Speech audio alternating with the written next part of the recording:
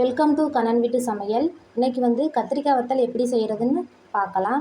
அதுக்கு நான் ஒரு 10 பெரிய கத்திரிக்காய் இந்த மாதிரி எடுத்து வச்சுருக்கேன். இதை நல்லா தண்ணியில் நல்லா கழுவிட்டு கட் பண்ணி எடுத்துக்கிறலாம். இப்போது கத்திரிக்காய் இந்த மாதிரி இந்த சைஸில் கட் பண்ணி எடுத்துக்கிட்டாச்சு. இதே இது நீள நீளமாகவும் நம்ம கத்திரிக்காய் கட் பண்ணி எடுத்துக்கிறலாம். உங்களுக்கு மொத்தமாக தேவைப்பட்டுச்சுன்னா 4 கிலோ 5 கிலோன்னு சொல்லி வாங்கி இந்த மாதிரி கட் பண்ணி காய வச்சு எடுத்து நம்ம ஸ்டோர் பண்ணி வச்சுக்கிறலாம். நான் இன்றைக்கி நான் கொஞ்சமாக தான் நான் செய்ய போகிறேன். இப்போது இந்த கட் பண்ண கத்திரிக்காவை நல்லா ஒரு நாள் ஃபுல்லும் நல்ல வெயிலில் நல்லா காய வச்சு எடுத்துக்கிறலாம். இப்போது இந்த வத்தல் ஒரு நாள் ஃபுல்லும் வெயிலில் காஞ்சிருக்கு. இந்த மாதிரி இருக்குது. பார்க்குறதுக்கு நிறையா இருக்கும். ஆனால் காஞ்ச பிறகு நல்லா சுருங்கிடும். நான் ஏற்கனவே நான் போட்டு வச்சுருக்கேன். அதனால நான் இந்த வட்டம் கம்மியாக போட்டிருக்கேன். இப்போது இதில் நம்ம கொஞ்சமாக குழம்பு மசாலா சேர்த்துக்கிறலாம். ஒரு 3/4 ஸ்பூன் குழம்புத்தூள், கொஞ்சமாக உப்பு சேர்த்து இதை நல்லா கலந்து விட்டுறலாம். கலந்து விட்டுட்டு லைட்டாக தண்ணி தெளித்து வேக வைக்கணும். தண்ணி ஊற்றி வேக வைக்கக்கூடாது. தண்ணி தெளித்து ஒரு அரை வேக்காடு மட்டும் வெந்தால் போதும். இப்போ அடுப்பு ஆன் பண்ணி கடாய் வச்சாச்சு. கொஞ்சமாக தண்ணி தெளிச்சுக்கணும். தண்ணி தெளித்து ஒரு மூடி போட்டு அப்பப்போ கிண்டி விட்டு அரை வேக்காடு மட்டும் வெந்தால் போதும். நம்ம மூடி கண்டிப்பாக போடணும். அப்போனா தான் அந்த ஆவியெல்லாம் உள்ளே இறங்கி நல்லா இதாகும் கத்திரிக்காய். அப்பப்போ இதை எடுத்து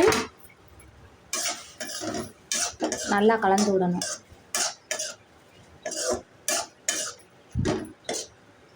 இது இன்னும் கொஞ்சம் நேரம் வேகணும். இன்னும் இதாகலை. லைட்டாக இப்படி இது பண்ணால் அமுக்கி பார்த்தா நல்லா வெந்த மாதிரி இருக்கணும். ஆனால் இன்னும் கொஞ்சம் வேகணும். தண்ணி பத்தலை. இன்னும் கொஞ்சம் லைட்டாக தண்ணி தெளிச்சுக்கிடுவோம். தண்ணி நிறையா ஊற்றி வடிகட்டுற மாதிரி இருக்கக்கூடாது. தண்ணி தெளித்து தான் வேக வைக்கணும். உப்பு நம்ம போடும்போது கொஞ்சம் அரை உப்பாகவே போட்டுக்கிறலாம். நம்ம கத்திரிக்காய் வத்தல் பொரிக்கும் போது உப்பு பத்தலைன்னா பொரித்த பிறகு லைட்டாக அது மேலே தூவி விட்டுக்கிறலாம். உப்பு ரொம்ப போட்டுட்டா ரொம்ப உப்பாயிடும்.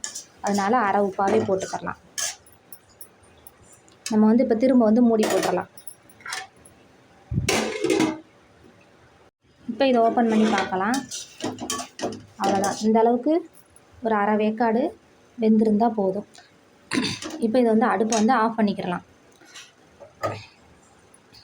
இப்போது நம்ம அடுப்பை ஆஃப் பண்ணிவிட்டு இந்த மாதிரி ஒரு அகலமான ஒரு தட்டுலையோ இல்லைன்னா நியூஸ் பேப்பர்லேயோ இல்லைன்னா பழைய துணி ஏதாவது இருந்தால் அதில் நல்லா இந்த மாதிரி விரித்து நல்லா காய வச்சு 3 நாள் நல்லா காய வச்சு வெயிலில் காய வச்சு எடுத்துக்கிறலாம். நம்ம இப்போ இதை நல்லா 3 நாள் வெயிலில் காயட்டும்.